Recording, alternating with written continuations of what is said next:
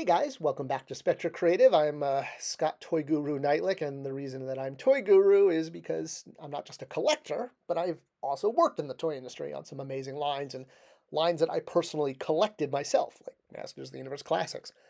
Had the chance to work for quite a few toy companies, but I've also gotten a rep, I guess you could say, of wanting to take things over, which is just not true. But I thought, what if I took things over? What if I actually went with this? What would the world be like if Scott Neitlich ran the toy industry? Well, it's an interesting thought. So, if I had, phenomenal cosmic power, what would I do with the toy industry? Hey, let's jump in. The first thing I would do is I would address the content problem. Now, the content problem is the fact that it costs money or it's difficult to track down the content that supports toy lines these days. Well, I would offer this content for free. I mean, not all content. I'm not saying that, every streaming service should, make things free, but including content like, let's say, oh, I don't know, Star Wars or the original He-Man cartoon on almost, putting it out there on all the streaming systems, because these things make their money with toys, not with ticket sales. And it's the content that drives toy sales. So putting the content out there and making it more accessible, especially for kids, that's only going to lead to more toy sales. And the fact that it's hard it's hard to track down the original Filmation He-Man show, or you have to have Disney Plus if you want to watch Star Wars. Honestly, I would put the first three Star Wars movies, meaning 4, 5, and 6, on every streaming service. Heck, put it on YouTube.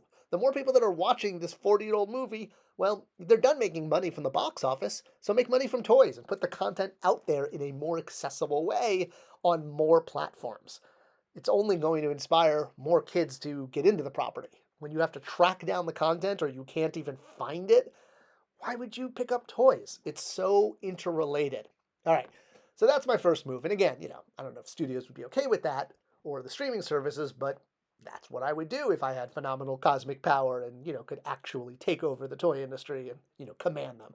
All right, what else would I do besides make more content available in the toy category?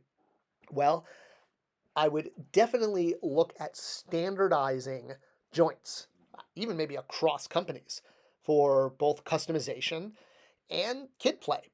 Now, you don't want joints that are going to fall apart. That's one of the problems with standardized joints is during play, they tend not to hold together. Heads usually will stay on, and it frustrates me when you can't take a head from one figure and put it on another, especially within the same toy company. The same thing with hands, making them universal. Do they have pegs or holes? So the ability, whether you want to, customize, as well as when we're talking about hands that actually are made for the character and hold their weapons correctly. So this is a perfect example. This Thor figure, his hand was modified to hold the hammer, to hold a Mjolnir? I can't say it. His hammer. I'm no good with words.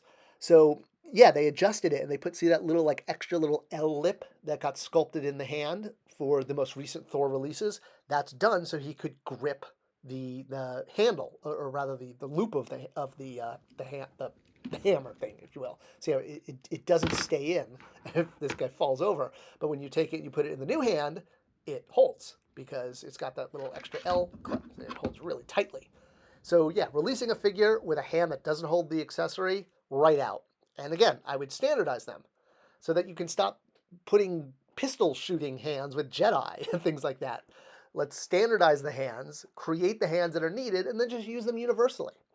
But again, you don't want all these pieces, too many pieces to be swappable, because like in the case of Masters of the Universe Origins, everyone I know who has kids tells me that when the kids play with these and drop them on the floor, they just break apart. And all of the pieces, while they're made for customization, this is actually going too far. So I would stick with hands and heads, because those require more pressure to pull out. They don't fall apart. What about the 80-20 rule? Well, I'm not talking about kind of the standard business marketing Petros principle. What I'm talking about is that 80% of sales are usually from 20% of your product. So for example, Barbie, right? Basic Barbie doll. The standard Barbie, like, single boxed carded Barbie, is going to be responsible for 80% of that brand sales.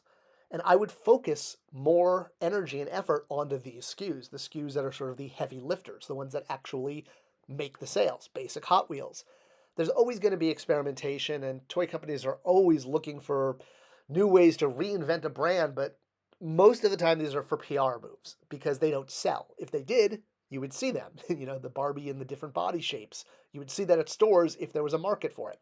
So yeah, I would basically double down on all your basic toys. And when they're, doing so much of the heavy lifting, you don't want to spend all this money on toys that are not, only represent 20% of your sales, and you're spending so much time, tooling, and effort. Another thing that I would streamline with retail is character selection. And I know there's going to be a lot of adult collectors that are not happy about this one, but while there are secondary characters, secondary heroes that people like, secondary and third villains, they tend not to sell that well. They usually have to be packaged with a movie assortment in order to kind of sneak them in. Main characters, on the other hand, sell like gangbusters because kids, parents, and gift givers are by far the majority of buyers in the toy aisle. So how would I address this? Well, again, kind of much like the 80-20 rule of doubling down on your basics, I would double down on A-list characters. You'll see why almost every Marvel Legends wave includes a Captain America and an Iron Man, even if Captain America and Iron Man kind of have nothing to do with that property or that movie. I mean, here's a perfect example with the Shang-Chi line that had a hologram and robot Captain America, hologram Iron Man. Same thing with these Gameverse ones that were put in with an Avengers line. So yeah, you can sell those tertiary characters really only sell because they're in a case pack along with A-listers. But a lot of times they're the ones that go on clearance. And, well, there's an audience for that, and that's online. That's where I would move them. Anyone who's not an A or B list character, I would look at moving those to online subscriptions. Honestly, while I love things like what HasLab does, where you can, kind of like when we did Castle Grayskull at Mattel years ago, you can get giant items for your collection that wouldn't otherwise work at retail. And usually these characters are more tertiary. I mean, Giant Man is a perfect example. He is by far not an A-list Avenger. And yeah, I'm sure I'll get some hate mail and comments for that, but come on. He's not. I mean, Thor, Captain America are A-list Avengers. Iron Man, Giant Man, not so much. So HasLab's been great, as well as Mattel Creations, at delivering sort of these large one-off items. But I would look at doing more kind of bundles of figures. Not the A-list characters, like in this shot here, but all those obscure characters, the rest of those Cantina aliens, Jabba's Palace, obscure Marvel and DC villains. Sell them as box sets of multiple figures online to satisfy the need and the consumer desire to have those characters while avoiding peg warming and having to clearance figures at retail that just don't sell.